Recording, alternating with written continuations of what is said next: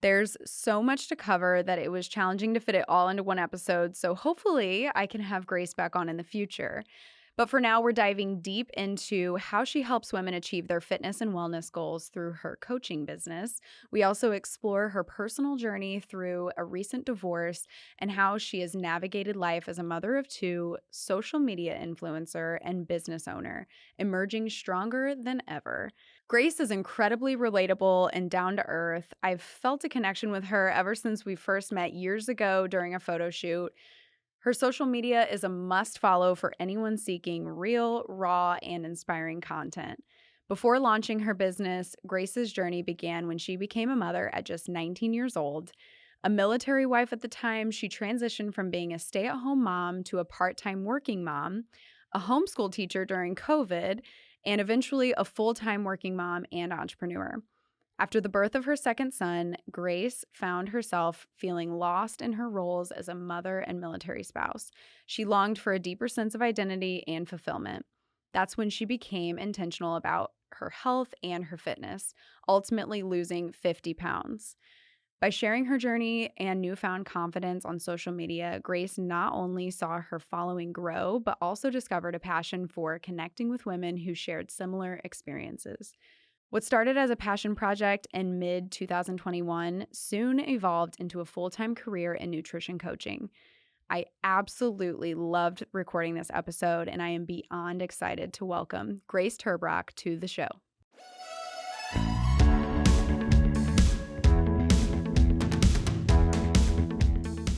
Okay, let's start with you just like telling your story. Okay.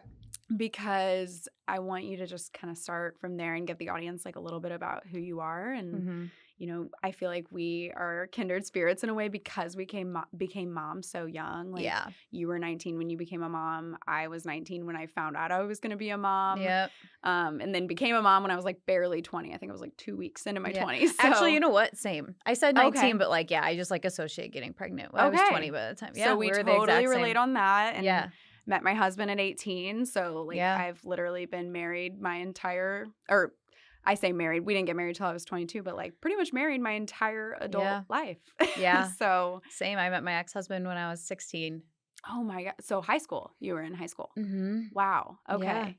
Yeah. So there's something to be said for like, I picked this life when I was a child, Yeah. And then like growing up and being like, oh, how did I get here? Yeah. Well, and when you have a kid that young, like I was actually just talking about this to my husband the other day. Like when you have a kid as young as 19, you're still a kid yourself. Mm-hmm. And so not only are you literally just navigating how to be an adult, but you're also having to keep a whole human alive. Yeah. And try not to like screw them up, It's total survival mode. Yeah. And so your whole like 20s, you're not even thinking about like, who am I? What do I like? What do I don't like? You're not even thinking about that self-discovery process when a lot of other people are who don't have children because you're literally just survival. I didn't know who I was when I got pregnant. And then it was like, well, now you're a mom. So congratulations. Do your best with this. Yeah. So can you talk a little bit more about that? Like start at like, oh my gosh, just found out you were pregnant, having your first son at 19. Mm-hmm. Yeah. Oh, are we going right now? Yeah. Oh, we're already going. Okay. See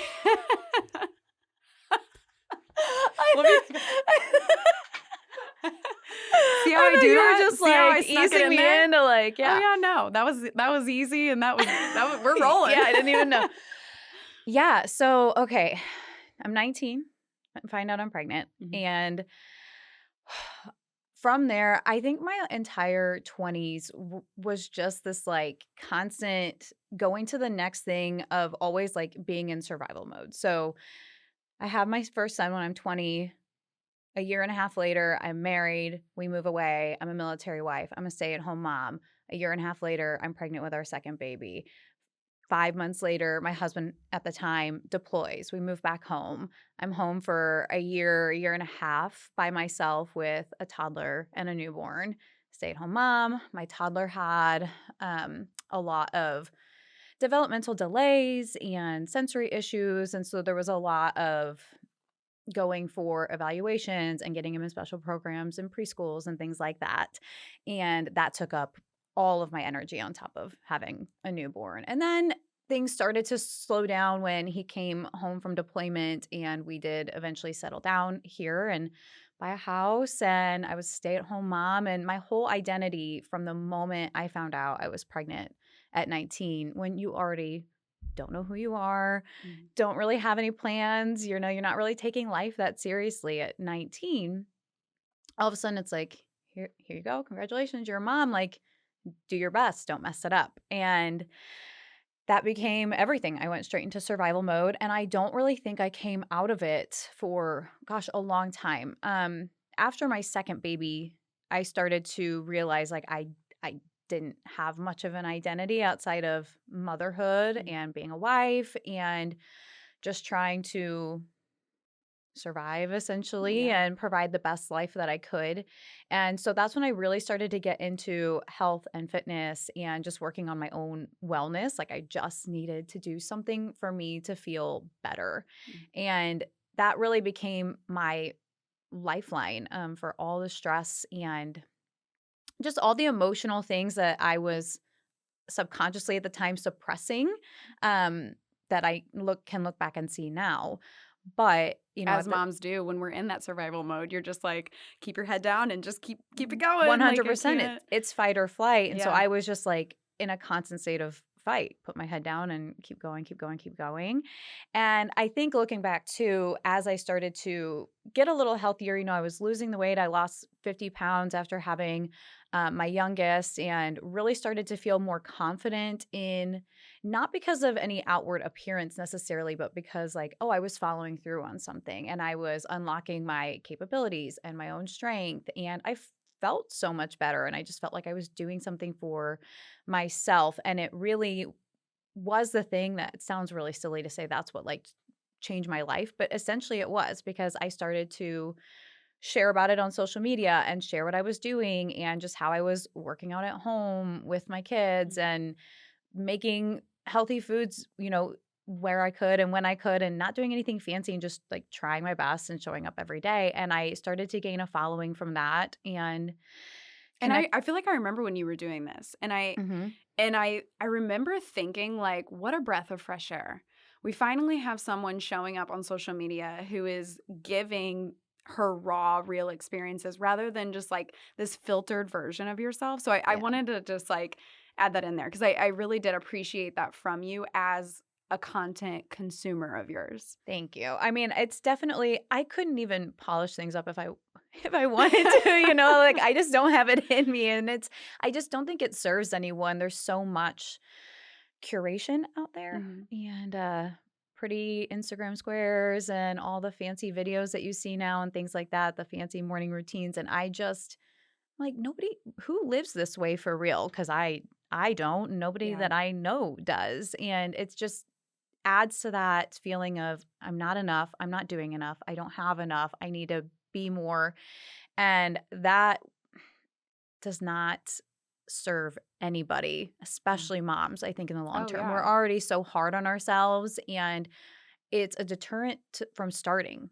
So I many was just about to say, people, it's a pressure to start when you yeah, see that all the yeah, time, and you're like, "Well, I can't make my stuff look like that, so I'm just not even gonna do it," or, "My house right. doesn't look that aesthetically pleasing." No, So 100%. My I loved brown your face, laminate you're like, countertops, "Yeah, like, yeah, it's like it's yeah, so unattainable. Like, why would I even try to start when the truth is like going for walks is just fine. Like you can yeah, cook healthy meals in your ugly kitchen. It yeah." doesn't have to be this like big, grand, audacious thing that social media and a lot of wellness influencers kind of paint it out to be because that is really entertaining to watch. Like it is fun to see other people's Mhm. lives and how they live to a point, but when it's In an all you inspiring aspect, I guess, like, Sure, yeah. and it's cool, right, to, like, get a peek into the way other people truly live when it's so different from you, like, I do understand that to a point, but what you consume matters so much, and it Mhm. impacts your mindset, like, a lot, and Yeah. so it's great you can consume that from other people, but if you want a dose of, like, reality and, like, what I eat in the car when I'm going to my kids' baseball games and, like, my ugly, like, I love tuna how you say dishes. what I eat in the car No. because as moms, yeah, we're in the car when Yeah, we eat meals. I am in the car in my non-fancy little SUV, like, on the go, and that's what I can give. Mhm. That's my dose of reality, and I never expected people to resonate with it. I don't really know what I was expecting when I started to share it, but I did not expect it to blow up in the way that it did. And eventually it just turned into helping women in my DMs all the time and helping when and where I could and giving advice and doing a lot of essentially coaching for free for a long time. And I realized how not just that I had a passion for it, but that I'm actually really good at it Mhm. and that I have that empathy and compassionate side that really connects with women who are just going through it because we all are, especially when you feel like you're struggling with your health or your weight and you just don't know where to start and everything feels paralyzing and you're kind of in Mhm. that if you're not in fight or flight, your nervous system might be in freeze mode, and like where I don't even know where to go from here. I feel paralyzed. And to be able to meet women where they are and really connect with them there and like bring them up with me it's been the most fulfilling thing. And so eventually that organically kind of turned into paid clients, which has turned into an entire business essentially. So I went from being a really young mom to a stay-at-home mom and a military wife to, a part-time working mom. Like I worked out of the house for a while. I went back to being a stay-at-home mom during COVID and a homeschool mom during COVID like Yeah, we when you all said that, I did. was like, "Wow, I bow down to you," because I know those times. I had a kindergartner in that time frame, Uh-huh. and I was like, "Oh my gosh, somebody please just help me." Yeah, all I can say about that is teachers are angels Yes. and saints, and I just am so appreciative for the public school system, Mhm. but, yeah, and then eventually after the pandemic and the kids went back to school, that's when things really started to grow with my social media and when I had time to really focus on, like, "Okay, I can make something out of this," and 3 years later, that was 2021, so yeah, three Wow. and a half years later, it's my full-time gig, thriving business, and here I am, and newly single now too. So on Yes. on top of that, no longer Yeah. married. That's amazing. Like, I love how your story, you're right. Like when you become a young mom and you're literally just in that survival mode, it just seems like life is just like rolling and you're just trying to get in the car and you got to 100%. put out the hanging out the door, and you're like just trying to get on board and roll or just get in control of the car, really, Yeah, And so, like, I like how you explain that, but it also tells about how it led you to, like, what I would consider, like, something you're meant to be doing, yeah. obviously, because you are amazing at coaching. I can see that just from the stuff you share on social media and, the stuff that you're now sharing about your recent divorce and how Mhm. I think I've heard you talk about, like, how people have really just started, like, connecting with you more on that level as well as you've started sharing your journey Yeah. and that you're, like, blown away by the response of, like, how many people are going through the same thing or about to go through the same thing. It was definitely not something I expected. I struggled for a long time with because I share so much of my life on social media, and Mm, I built the platform and my audience and all of that on being pretty transparent and realistic and sharing everything that I could about how I get through every day and get through hard things and still, prioritize my own mental health, physical health, etc. And when I was going through quite literally the hardest year of my life and struggling with what do I keep private and what do I share and how do I mhm. protect the kids on top of that and not share too much and but also like this is what I have built my whole business on. It was like not only was my identity as like a wife like already compromised and like this is what my life looks like that I'm kind of it's imploding. Um but also like this thing that I built my business on now like Yeah. I can't share everything right now and how do I navigate this? And that was a really heavy burden to carry for many, many, many months. And when I finally did decide, like, I knew the time was right when it was like, it was weighing on me more to not talk about it than Mm. to talk about it because both things were hard. And when I finally did share about it, it was like the biggest weight off my chest. And I was so scared because there is stigma and judgment that comes with Mm. the word divorce. Yes. And a lot of people will make assumptions and then you're opening yourself up to not just assumptions but gossip Mhm. and, Or just not have family. boundaries. I've noticed that Oh, with people who are in the public eye on social media is like people on social media don't know how to have those boundaries of like don't like I've seen you share some things on your when you do Q&As mhm. and the things that people ask I'm just like oh it's like okay Yeah. I know she's opening herself up for questions but like have decency like Yeah. that no one needs to know your personal life like Yeah. what you choose to share is plenty Yeah. and yeah. I think that like this era of social media that we live in and have like influencer culture, I guess if you can say that. I don't really consider myself an influencer as much as just a coach, but just like having that world that we live in, people do feel very entitled to your business and to Yeah. ask anything, and people are really really brave behind screens when you're not face to face. Like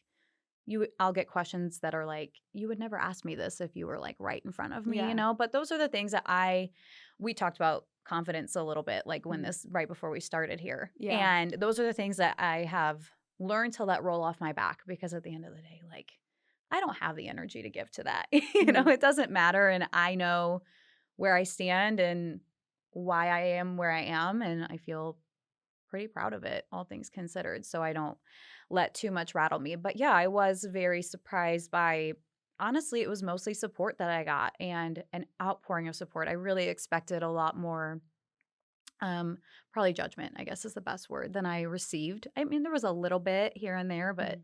nothing like I was expecting and Unfortunately, it usually says more about them than it does you, though, when yep. you look at who it's coming from or what they're dealing with in their own life. And it's sad that it has to come out in the way that they deliver it. Yeah. So, but I also think that's what's great about people like you who are sharing a little bit of that vulnerability because then maybe the people that are going through it and who would normally project judgment on someone maybe then they're like hearing this from you and they're feeling more guided in a positive light rather than Yeah.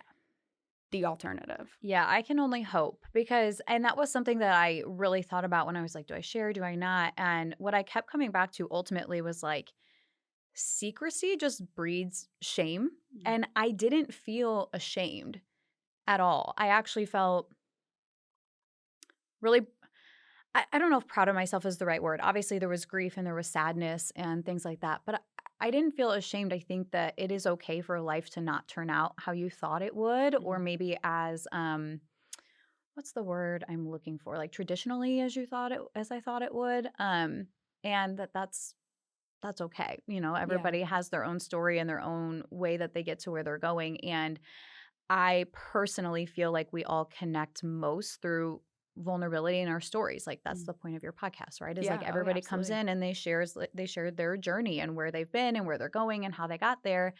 And people love that. It's why I have the social media following that I have. Mhm. People want that vulnerability and that honesty. And so I didn't want to feel ashamed. I didn't want to feel like it was something that needed to be kept secret.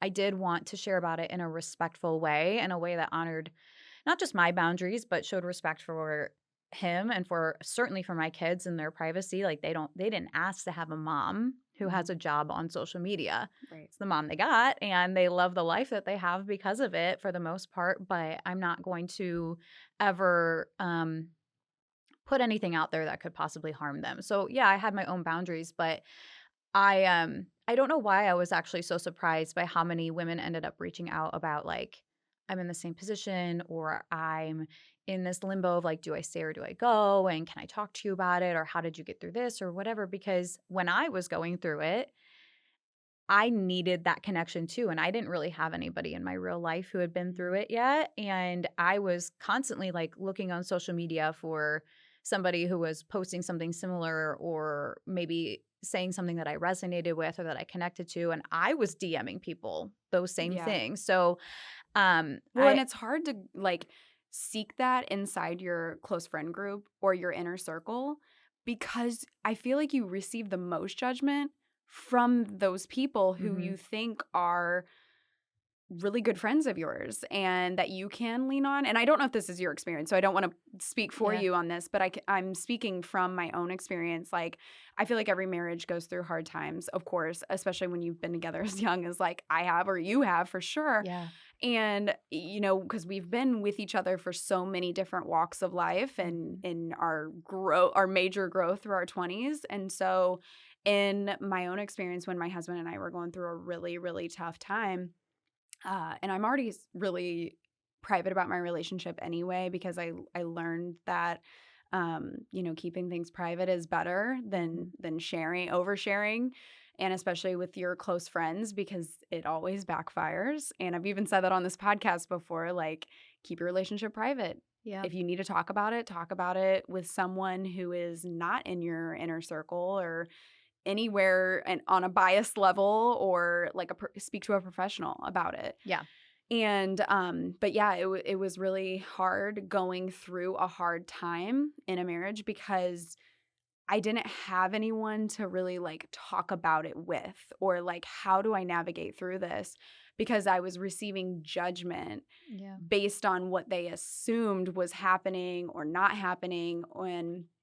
And it was kind of one of those things where I just felt like super lonely and like shut everyone out, rather Yeah.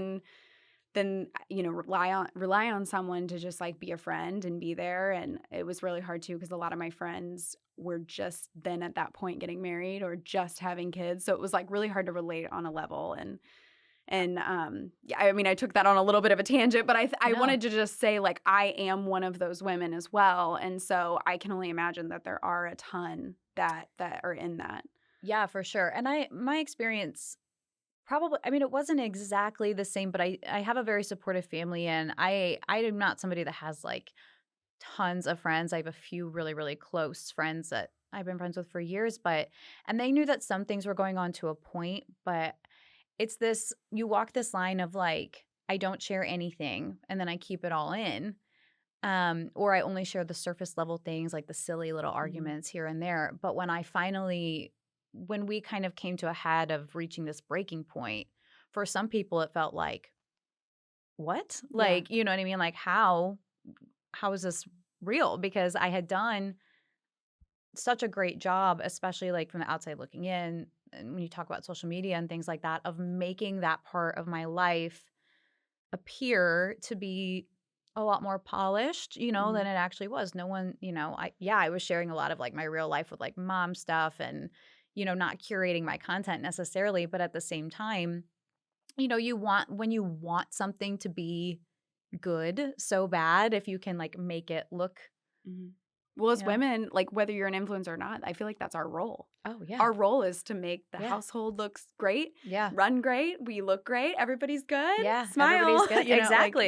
that's our role, I feel like, in a Exactly. traditional, household. Exactly, and I do feel like even, like, in my own, like, fitness and weight loss journey, like, that came into play, right? Like, I'm like, "Okay, like, if I can be everything that I need to be here, and the Mhm. house looks like this, and the kids are signed up for everything, and they go where they need to go, and we take all the family pictures, and we do" all that stuff.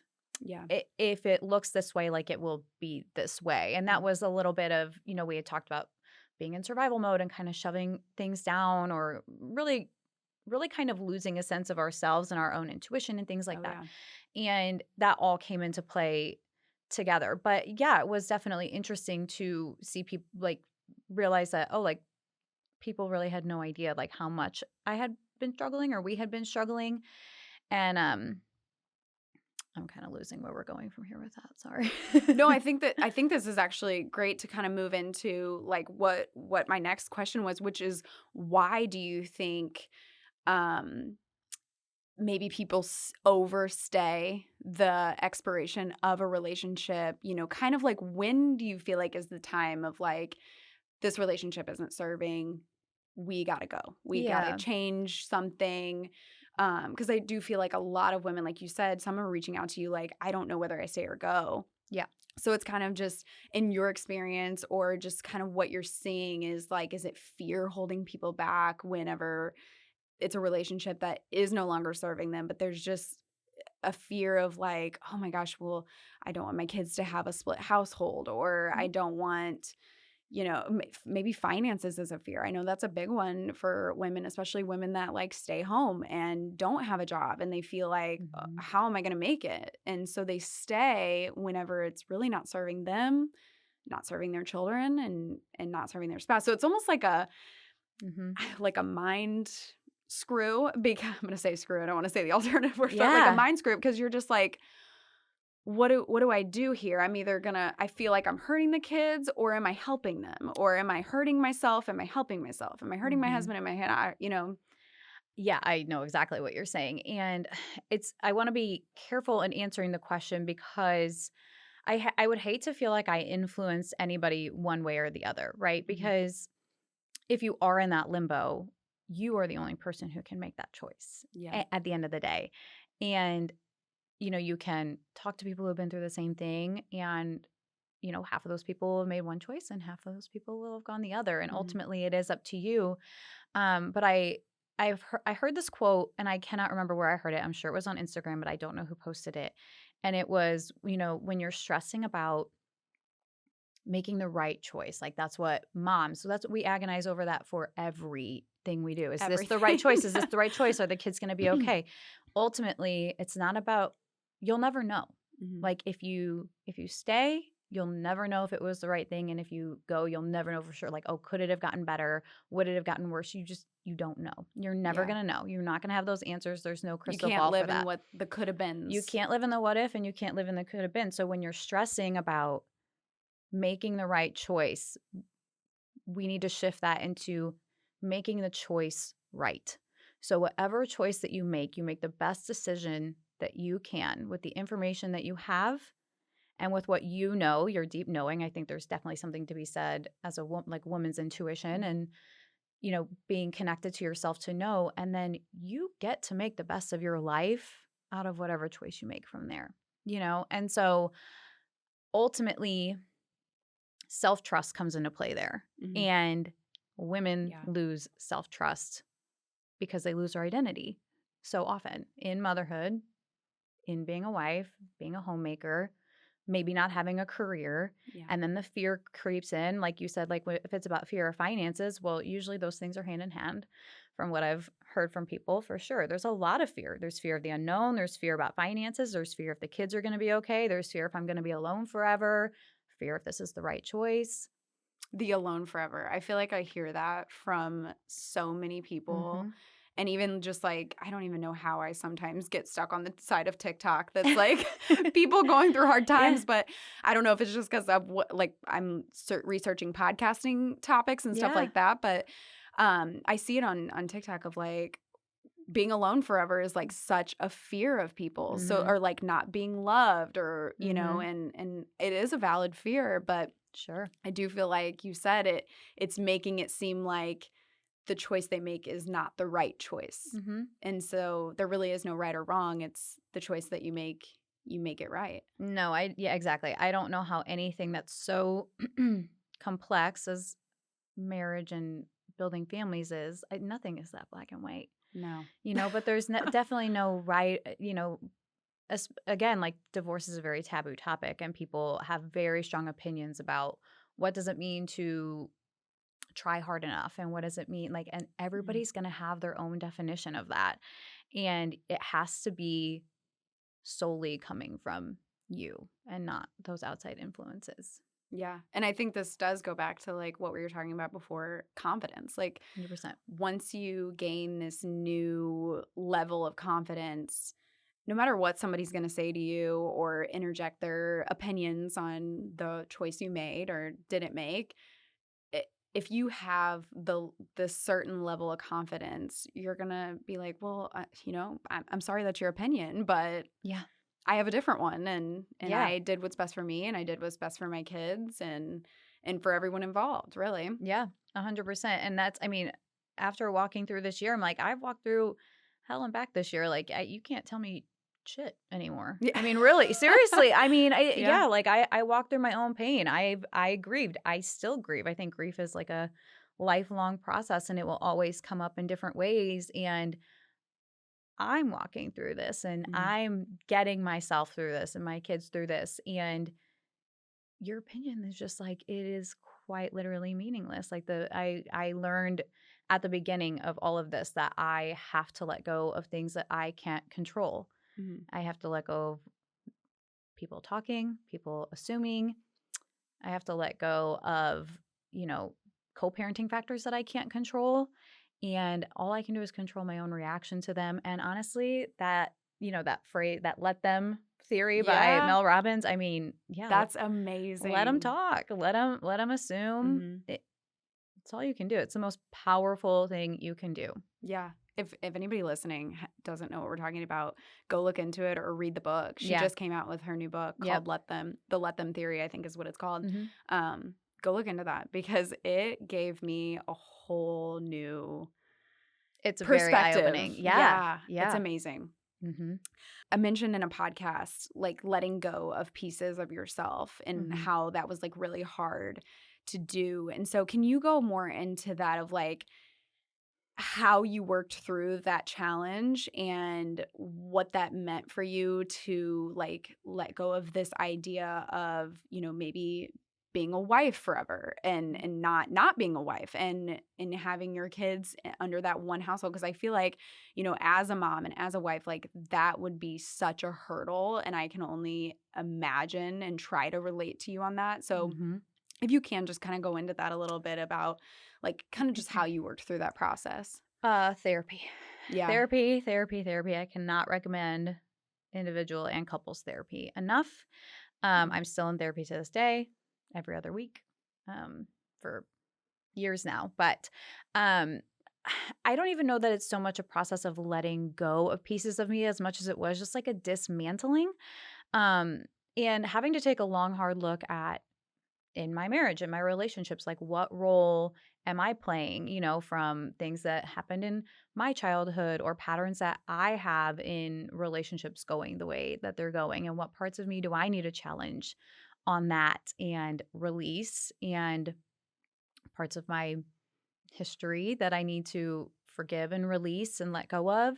And on top of that, some of it just felt like it was ripped away from me. So, like talking about when I was walking through the last year and a half and feeling like, okay, like my business is built on authenticity. And also it's about showing up for yourself and taking care of yourself and your mental health and your physical health. And when I was like in the trenches of this, I wasn't getting out of bed. I'm Mhm. crying every day. I'm not taking care of myself. I'm skipping all my workouts. I'm not eating, or I'm either like completely under eating or eating too much. And there was no in between. And, relying on, alcohol and things like that just to cope a little bit. And it felt hypocritical. And it felt like, okay, like now I don't even have like this business that like I don't even have myself in this anymore. Like I can't even see myself in this. And it felt inauthentic, which is Showing up felt inauthentic, right. yeah. All of it did. I'm like, I can't be honest about what's going on or why I'm showing up this way. It was just, I lost myself in all of it. And that was really challenging to have. I built so much confidence through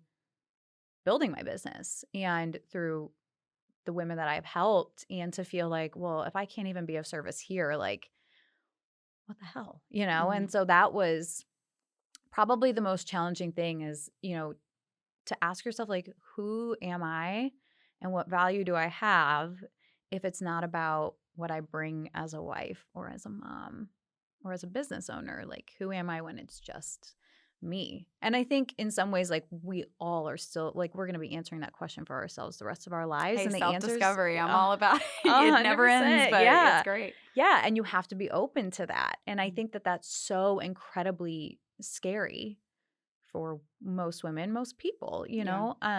we all have our own patterns and histories that build who we are, and to purposely kind of, like I said, deconstruct and dismantle that is a very long, scary process. And it's humbling. You have to be willing to take accountability for your own stuff and your own role in your own suffering, because we all play a role Mhm. in our own suffering. Otherwise, you're just repeating history. Right. I don't anticipate being alone forever, and I don't want any future relationships to be just a history repeater. I want to break my own cycles there.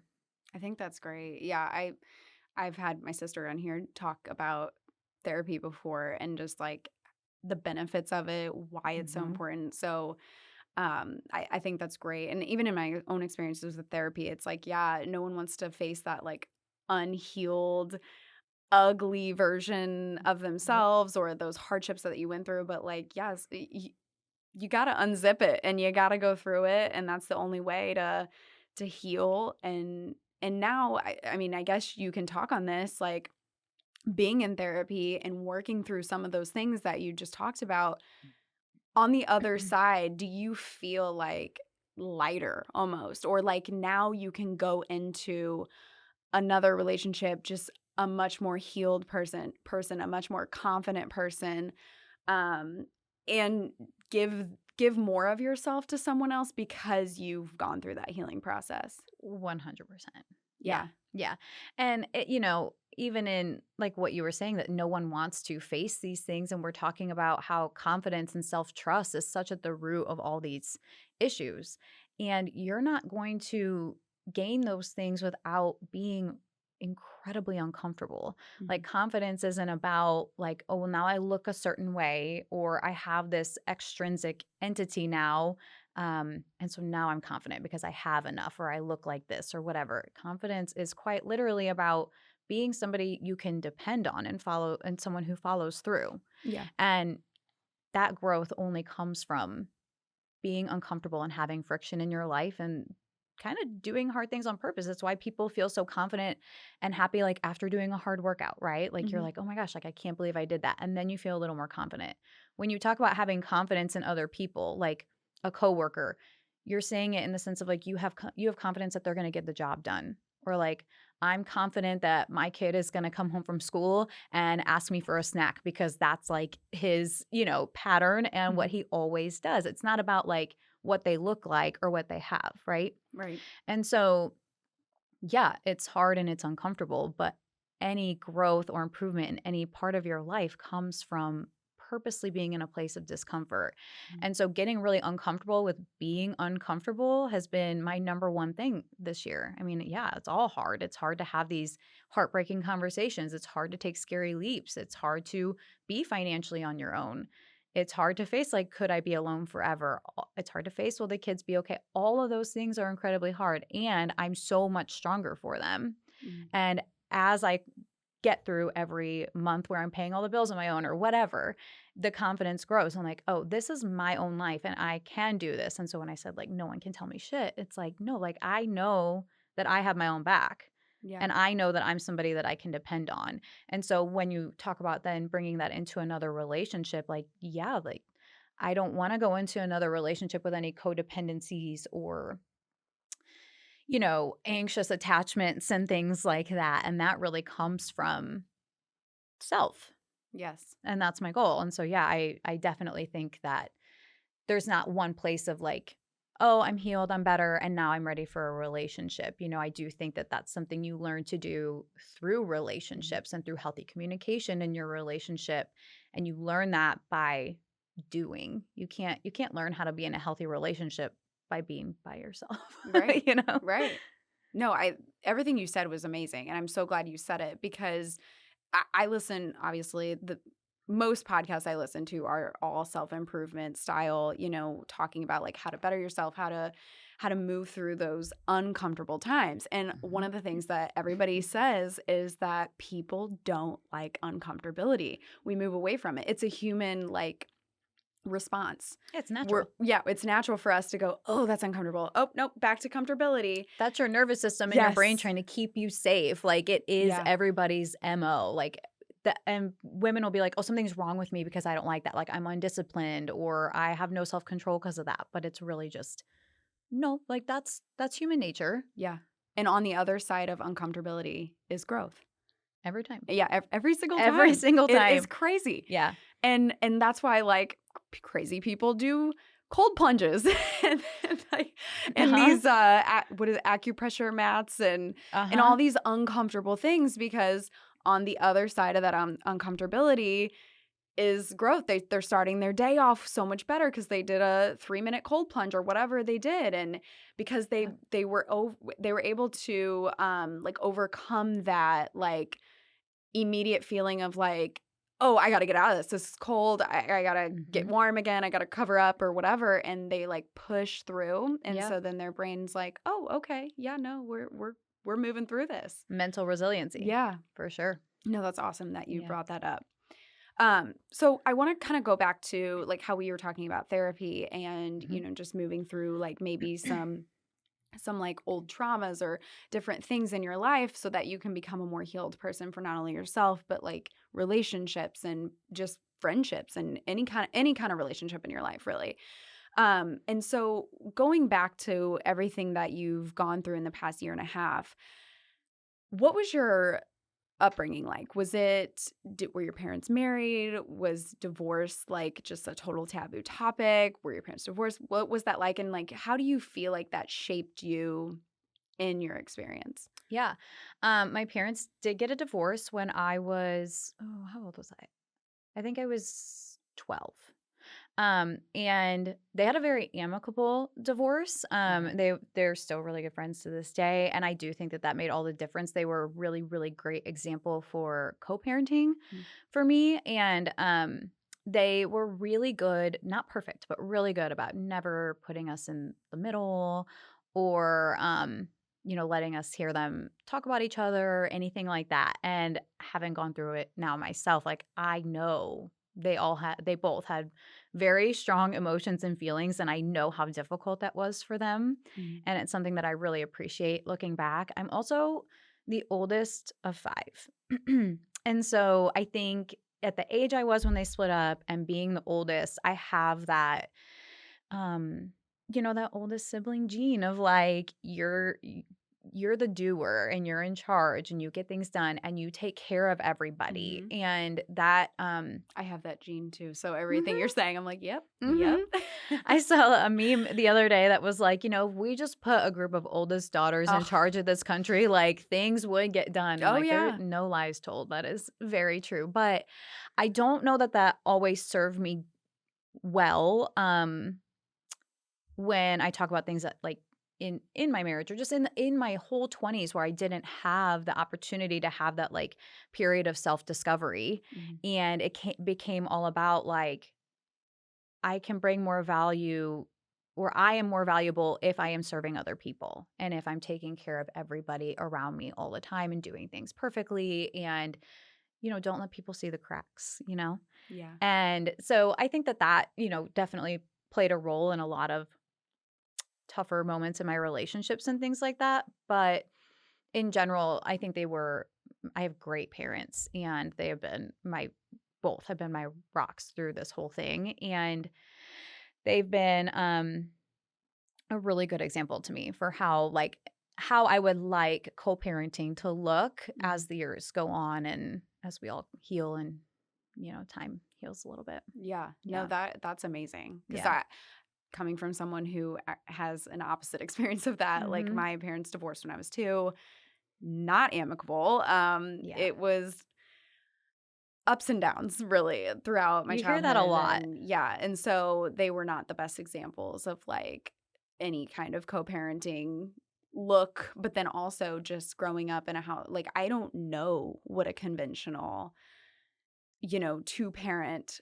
home looks like. Mhm. All I know is step parents and Mhm. two separate households. So I wanted to ask that question just to see like what your take was on it and how that played a role in like how you were able to navigate it, which sounds like it played a very positive role in ways Yeah. because you grew up seeing like, oh, so this is possible that we can amicably do this. Yeah, I've seen it on both sides. I knew many people growing up and even today who had parents who had really, really nasty, hard divorces. And knowing that that doesn't have to be the reality, I think it gave me the comfort of like when you worry about will the kids be okay and all those kinds of things.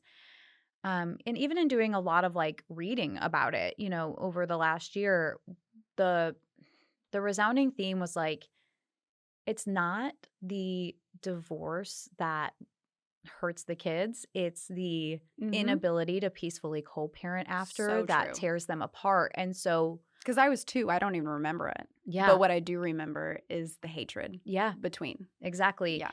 And knowing that like I on my side, I have full control over what I say, what I do, how I react to things. And trusting in myself to be able to do that. I'm human. I have my moments, and I don't want to act like I navigate it perfectly all the time because I Mhm. definitely don't, but it has been very important to me from the get-go to keep my ego out of it and keep what's fair out of it, because things are going to happen that don't feel fair, Right. and that feel hard or emotional, or grief hits you at random times. And to remove my ego out of it and put the kids and their needs and what's best for them at the forefront as often as I can. I had a pretty great example of that from my parents, so I knew it was possible. And I know that I'm pretty okay, like I don't look back and resent my childhood. Mm-hmm. I don't think my siblings do. I'm not going to speak for them, but for the most part, I think we're all pretty well adjusted. Yeah. And, I know it's possible. And so that was really, really comforting to me when I was in all my worry. That's good. I'm going to ask you just one last thing about this, Sure. and then we'll kind of move on to some more exciting stuff, talking about your coaching and Lighthearted. everything, something a lot more lighthearted. But I also just want to recognize that I really appreciate you being vulnerable on this podcast, like not only just your social media, but being on here and talking about this stuff today, because I know it's not easy. Like Yeah. anything like this that you're like, this is my real life. I mean, I know all to everybody else, it's like, oh, she's talking about this, she's talking about that, and they want to know the dirt and the tea or whatever. But you're like, hey, this is my real life, and I got to live it. It's not a reality show. Right? It's not a reality show. Yeah. Yeah. So I appreciate that. Oh, thank you. I think that it was important to me to do. I mean, when we talked about the podcast and coming on here and like what I want to share, I mentioned, it was like really important to me. Like I don't want to come on here and like speak for my kids or speak for my ex-husband, and I'm trying to be really respectful of what I want to say. And also, the more women that I talk to and the more I hear them be so afraid of doing what might be best for them because of the people around them. I just think it's so important to have a reminder that you are allowed to ask for what you need, and you are allowed to want more for yourself if you need it, and to change your life. Like you get to change your story. You get to rewrite your story at any time, and it doesn't have to be I want to think about how I want to say this. 1 second. you know, when I got married really young, I know you did too. Yeah. And there's this stigma about divorce and this idea of like, well, you took vows, and like, do those mean anything to you? And I'm like, of course they do. I don't know anybody who has made this kind of decision and taken it lightly, or have like one day just been like, well, this is what I'm going to do. That's just not how it goes down. Because at the end of the day, when you get married, you say those vows, you're thinking we're dying old together. Yeah, at the time, of course you mean it. Of course you mean it. And it's fair to say, like, hey, I was 21. I hadn't gone through that self-discovery. I didn't even know, like, I almost didn't even know what I was vowing to. And like, it is okay to say, like, man, I did the best that I could there, and to forgive yourself for that if you're in a place of like beating yourself up or feeling guilty about that. It doesn't mean that you don't hold those vows sacred. It doesn't mean that you didn't mean them at the time. And all the guilt that I hear other women feeling from that, and certainly that I have felt, it has a place, and resenting those hard feelings can make them really hard to work through. If you're always mad at yourself for feeling guilty, or mad at yourself for feeling ambivalent, or mad at yourself for feeling like, oh, maybe this isn't right for me, and you're kind of feeling that discomfort, you want to run away from it. Making friends with those hard feelings is really important. But mostly, I just want women to know that like it is okay, and you have permission to want more for yourself, or to be able to recognize like, this is not serving me, and that doesn't make me a bad person. Yeah. It doesn't make me a bad mom. It doesn't even make you a bad wife. It just is what it is, and it is okay for you to be your own person. Yeah. And I think anybody listening to this, whether you're married, not married, haven't been married, whatever, I think anybody listening to this can relate to the fact that like when you're 21, are you the same person at 31? Absolutely not. Not even close. Absolutely not. And the thing is it is two people in a dynamic that we can either grow together and or it doesn't work out that way. And Mhm. so giving people grace on Yes. that is, I think, important because anybody, if you haven't been in a marriage from the time that you were basically a kid Yeah. into your far adult life, I mean, you can't even speak on the topic then. 100%.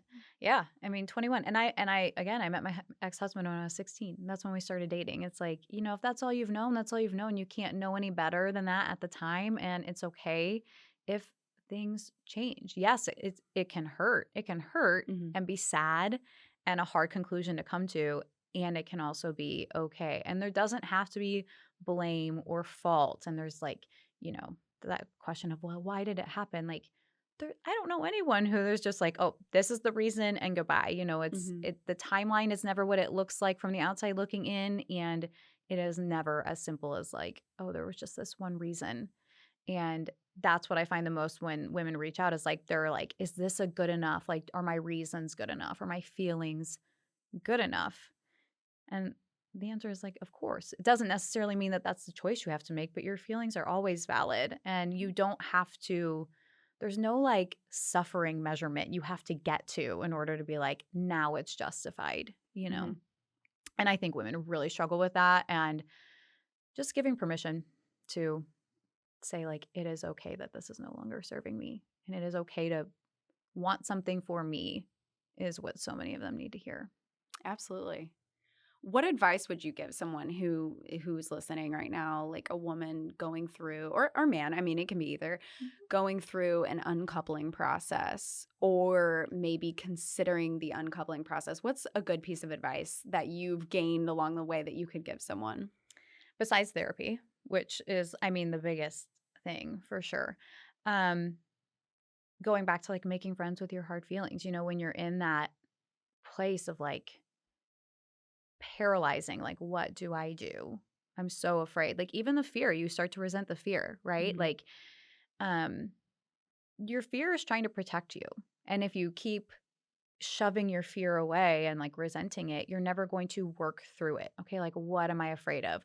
Okay, what's the worst case scenario? Okay, if that happens, what would I do? Okay, then if that happens, what would I do? And you kind of get to the bottom of like, okay, well, could I live with these consequential outcomes? Mhm. And that helps you gain clarity. What you're looking for in that limbo of stay or go is clarity. And you're not going to get there if you were bombarded by the guilt and the shame and other people's expectations and other people's opinions and your fear and your all the stories you've told yourself about what you're capable of and all these things. You have to be able to work through those things, and you cannot work through those things if you don't get quiet, if you don't have, in my opinion, professional help to do so, and you're not willing to.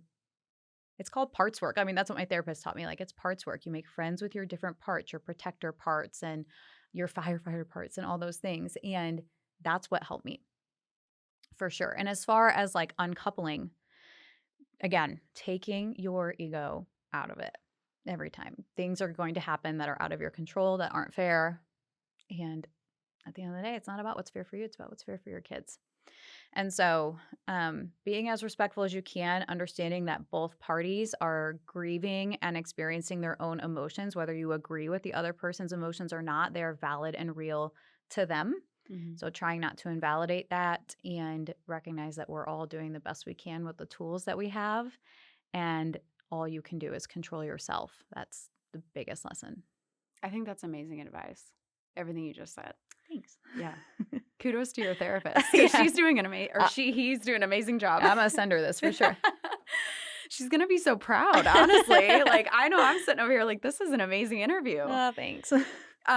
So I wanna go, one last thing kind of about this, but we're gonna segue over to your Sure. coaching business. What is like one way that obviously your divorce, your whole experience about it shaped you to where are you putting anything from that into your coaching business that may have not been there before? Like has it shaped you in a way of like, oh, I want to tweak this now because I feel like I have a different way to connect with women or a different way to connect women to their confidence or a different way to empower them through my coaching program?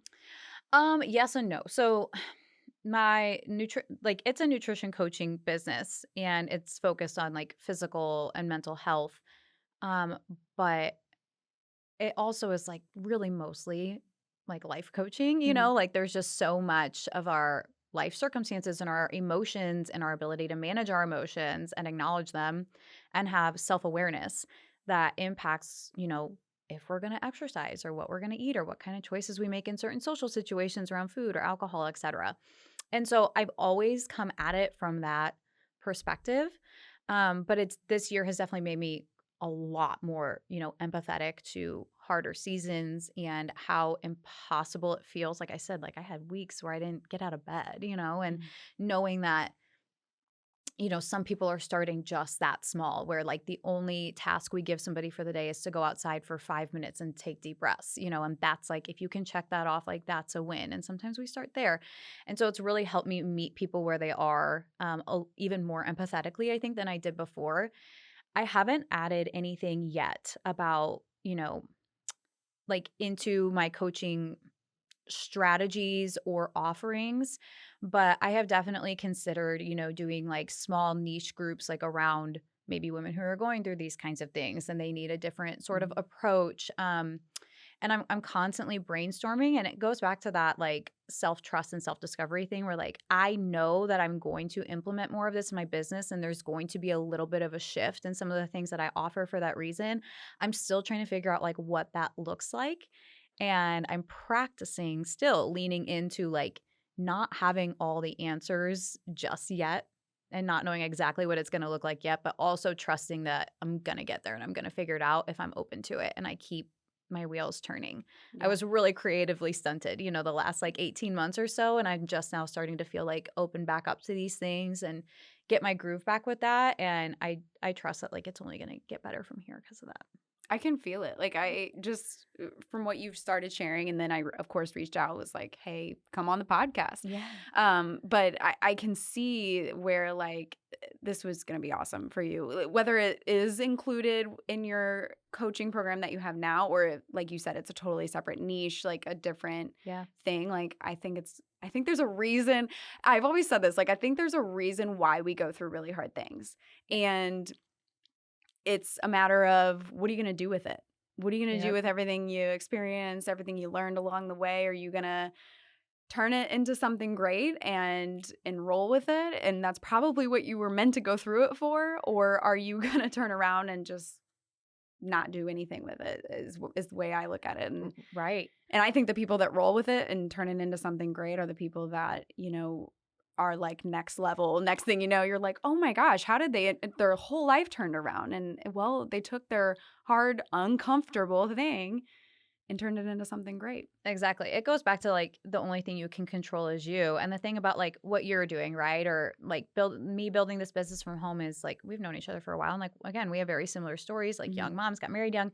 And at the end of the day, like you're great and I'm great, but there's nothing like super special about us, right? Like we don't have any like we don't have this like crazy like gene that nobody else has that makes Oh, us yeah. like more into self-discovery or growth than anybody else. It's just a matter of like being open to continuing to try and never quitting and being willing to pivot and Yes. pivot again and trust yourself that it will work out. And that's really, if I could give every woman everywhere anything, it would be that, Yeah. just the ability to trust yourself and allow yourself to change and pivot when you need to. Totally. I'm definitely connecting the dots, diving more and more into like entrepreneurs and kind Mhm. of like where they got their start, how they are where they are now, like super successful, like multi-million dollar businesses. And Yeah. the reoccurring theme that I'm seeing in these women or just people in general who are amazing entrepreneurs is they had this really hard time in their life, let's just say like cystic acne. Right. And they were like, I can't find a product to help me. I'm helpless. I don't even want to leave my house. They started this company with this amazing product Mhm. to fix their own problem and then ended up fixing millions of others. And now their company's a multi-million dollar business and they're super successful. So Right.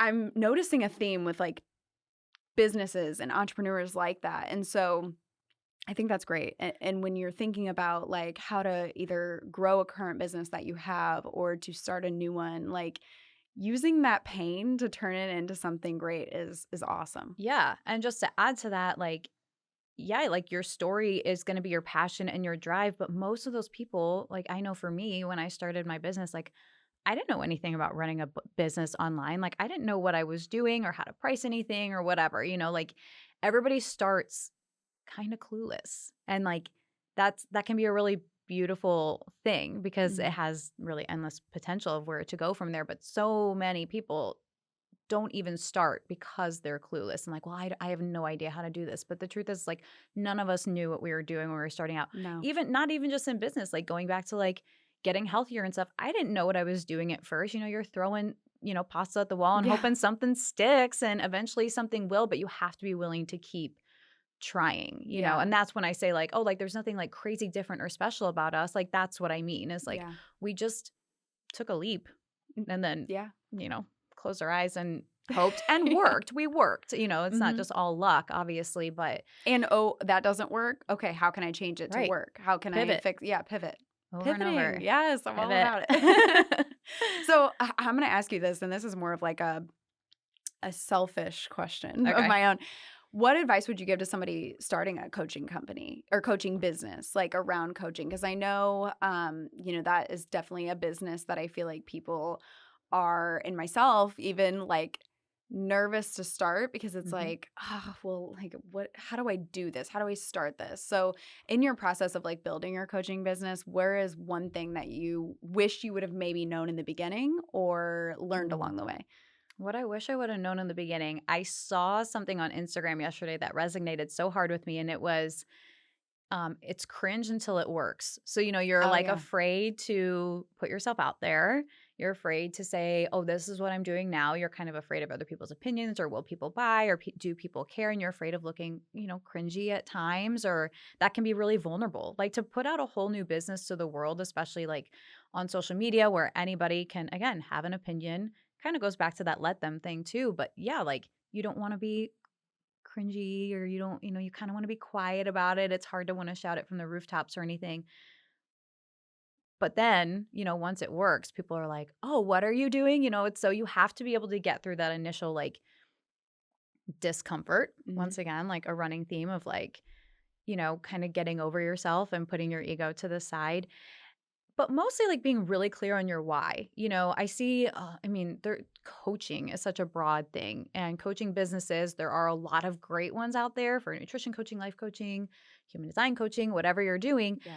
But also, there's a lot of just crap, right? And there's a lot of people out there who, I'm finding this now as yes, I'm yes. Like, I mean, and it's you don't wanna talk poorly about someone else's business, no. but it is yeah, I I've mean, seen who both wouldn't want sides. to try it? Working from home and building a business Mhm. from home and making money from home. It sounds great in theory, but there's so much disingenu disingenuous That's people, what it is. Yeah. disingenuity. I don't know how to say that exactly, but No, so that's exactly what it is. It's yeah, like when I think the first goal is money and not just right. improving someone's life, Mhm. I think that's where the coaches miss the mark, in my opinion. 100%. And it needs to start with how can I provide value and like Mm. what does my audience need and want from me or what are they struggling with instead of like, well, how can I just start to make money immediately? I mean, again, like I said, when I started growing my Instagram following, it happened very organically and I put out years of content for free, helping people and building trust and Yeah. things like that. And like what you've done here with your podcast, like that's a level of like building trust and offering free content for people to consume and being aware of like what do people want to hear and what is going to help people and what's going to offer the most value. And when you come from that place and you're really clear on your why and your mission and you're actually passionate about it, Mhm. your success is going to be inevitable because people feel that. People can see through that So true. stuff. So that would be my biggest piece of advice and not to try to sound like everybody else, not to be a carbon copy of everything else that you see out there on Instagram. Like Mhm. I'm not going to go try to be one of those like 20-year-old wellness influencer girlies who's like, Yeah. who are like drinking matchas and going to Pilates every single day. Like that's not my life and I'm Mhm. not going to try to make it look like my life and the people who are for me will find me. And so that, being authentic to your Yeah. core. No, I love what you just said was amazing. What the people that are for me will find me. And that's like anything in your life, Yeah. really, I think. I mean, I it took me 30 years to figure that out, but now that Yeah. you've figured it out, it's like Yeah. another sense of confidence in a way because you're just like, I'm not chasing anyone, I'm not seeking anyone. No, never again. They're gonna Yeah. yeah, never again. Never again. You Nope. can't miss what's meant for you, Yeah, and when you're fully, at peace with yourself, it's inevitable. so true. So, okay, we're gonna go right into it Let's then do it. with everything coaching program, coaching Yeah. business, everything that you have. So, act as if I am a potential client. All right. Go ahead and explain everything to me like you are giving me the details. Okay, so I am a nutrition coach. We focus on macronutrition for the most part. That is the formulaic and strategic side of things for sure. But we do a lot of unlocking our emotional ties to food and working through emotional eating, things of that sort. We offer one on one nutrition coaching, so private coaching with weekly check ins. You have access to your coach on your phone at any time. We can answer questions about what do I go to eat at this restaurant, or how do I log this kind of food, or how do I create this kind of recipe, or if you just need to be talked off a ledge, if you're having a really bad day, if you need someone to motivate you to like go for your walk or do whatever it is that needs to be done, you have your coach at your fingertips there. We also offer groups. So if one-on-one and private coaching feels intimidating or like a little bit of too big of a commitment financially Mhm. or just with time, the groups are a really great way to get your feet wet. We run 3 or 4 a year just depending on holidays and the way things Yeah. land, but they're 7 weeks long and a really, really supportive community. You still get a custom nutrition plan. We offer you ways to monitor and track your own progress. We have weekly calls. We offer giveaways every single week. It's a really fun, supportive community. And then if you're just somebody who like, I just want to get started, like I'm curious about macros, I want to know a little bit of just like what to do, but I trust myself to execute on my own. We do offer at any time too, just like custom nutrition plans. Like you purchase, you fill out a questionnaire, you tell us all about your life, and we're going to formulate a nutrition plan that works for you Mhm. That's anytime. awesome. Yeah. I love that. And group coaching, like, what a great way to, yeah, immerse yourself into it Yeah. if you've never done coaching, but then also you're just like, I don't know. It's a lot less pressure, maybe the For word. sure. Yeah. Yeah, I love the groups. We actually have one going on right now. I have to do a live Q&A tonight, a call tonight. And they're Oh, my awesome. favorites. Yeah, every Wednesday.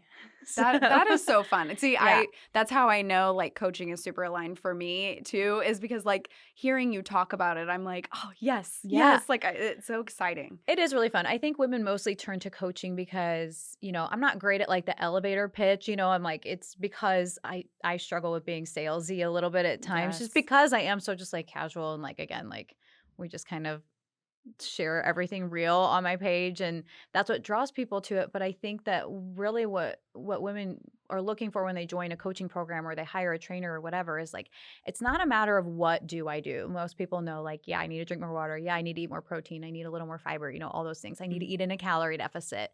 But like, why aren't you doing it? We dig deeper into the mindset roadblocks and barriers and those kinds of things, and that's really what coaching, especially in group, I feel with like other women who are struggling with the same thing or who also had a sick baby up in the middle of the night or whatever it is that day that might be derailing you, to have other people who are in the same boat is really, really powerful.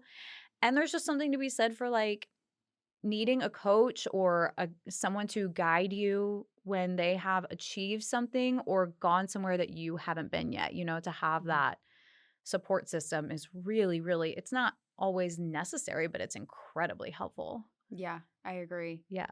Well, that's awesome. I feel Mm. like you have such like a unique spin on the coaching. And Yeah. that goes back to what you said, like don't try to mimic someone else's program, like create it.